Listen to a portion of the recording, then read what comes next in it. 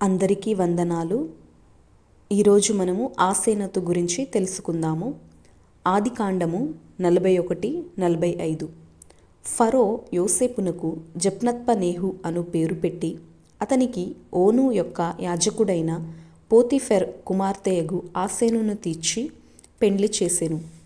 ఆసేనతు ఐగుప్తియురాలు, own యొక్క యాజకుడైన Potiphar యొక్క కుమార్తె.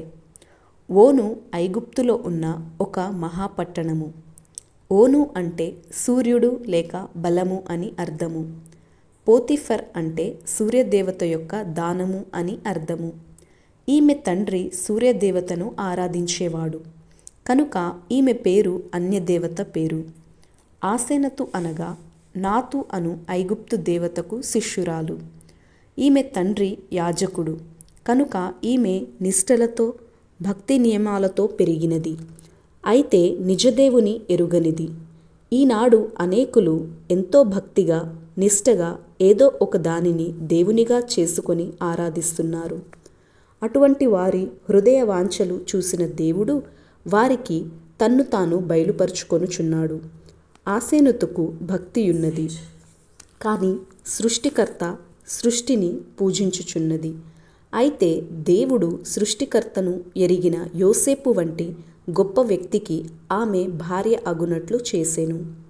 యోసేపు తన సహోదరుల చేత అమ్మివేయబడిన తరువాత అనేక కష్టములను అనుభవించినను దేవుని యందు విశ్వాసము విడువనందున తానెట్టి పరిస్థితిలో ఉన్నను దేవునికే భయపడి తన హృదయ శుద్ధి కాపాడుకొనెను.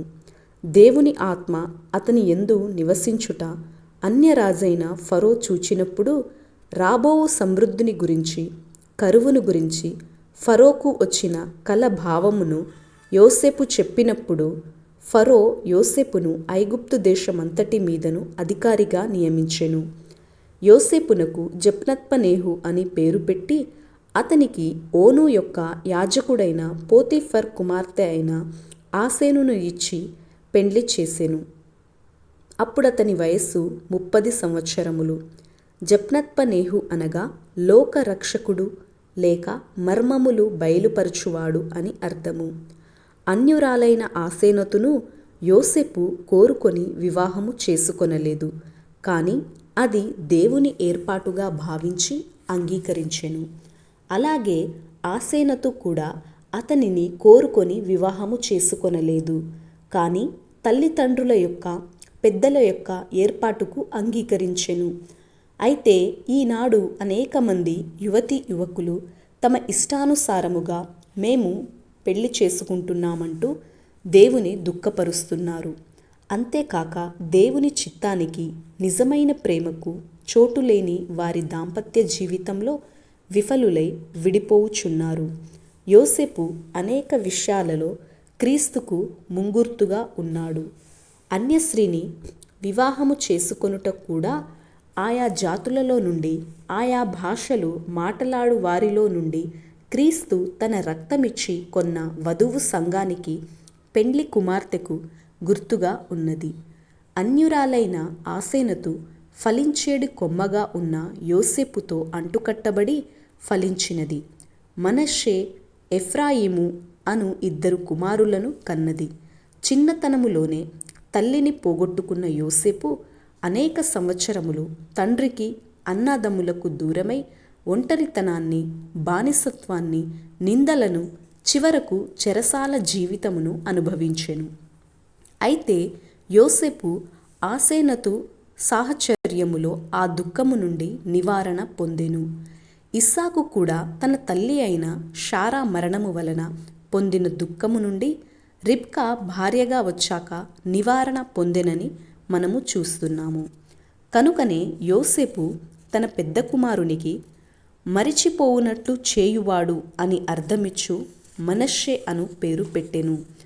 బానిస స్థితికి నెట్టివేయబడి బహులేమిలో ఉండగా దేవుడు యోసేపును జ్ఞాపకము చేసుకొని భార్యను, చక్కటి కుమారుడునే కాక ఐగుప్తు అంతటికి అధికారిగాను సమృద్ధిలోనూ ఉంచినందున తన 2వ కుమారునికి, నాకు బాధ కలిగిన దేశమందే దేవుడు నన్ను అభివృద్ధి పరచెను అని అర్థమిచ్చు ఎఫ్రాయిము అను పేరు పెట్టెను.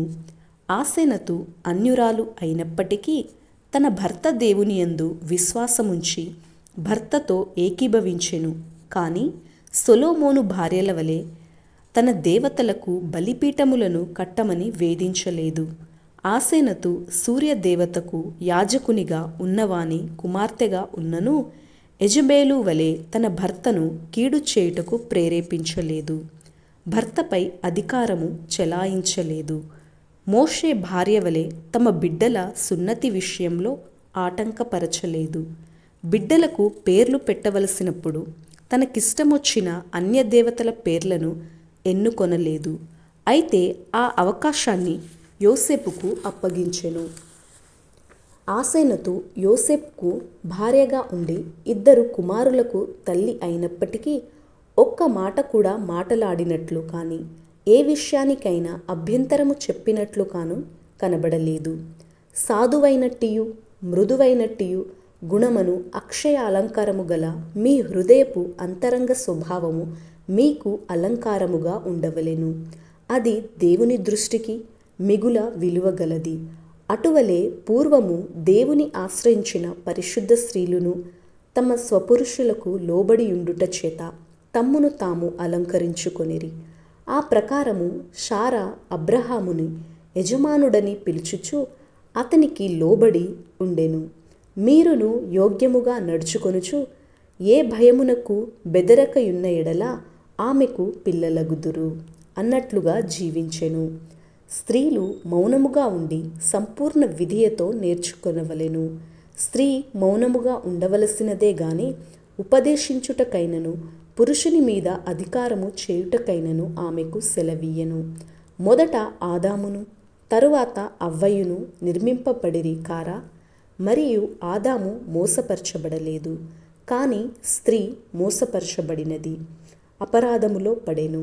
అయినను వారు స్వస్థబుద్ధి కలిగి విశ్వాస ప్రేమ పరిశుద్ధతలయందు నిలకడగా ఉండిన ఎడల శిశు ప్రసూతి ద్వారా ఆమె రక్షింపబడును అన్న రీతిగా అన్యురాలైన ఆసెనతు యోసేపుతో అంటుకట్టబడుట ద్వారా రక్షించబడి ఫలించెను.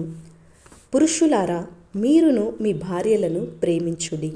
అటువలే క్రీస్తు కూడా సంఘమును ప్రేమించి అది కళంకమైనను ముడత అయినను అట్టిది మరి ఏదైనను లేక పరిశుద్ధమైనదిగాను నిర్దోషమైనదిగాను మహిమగల సంఘముగాను ఆయన తన ఎదుట వానిని నిలువబెట్టుకొనవలెనని వాక్యముతో ఉదక స్నానము చేత దానిని పవిత్రపరిచి పరిశుద్ధపరచుటకై దాని కొరకు తన్ను తాను అప్పగించుకొనెను అన్న రీతిగా యోసేపు ప్రేమ ప్రార్థనలను బట్టి ఆసెనతు రక్షించబడెను. ఈ వాక్యము దేవుడు దీవించును.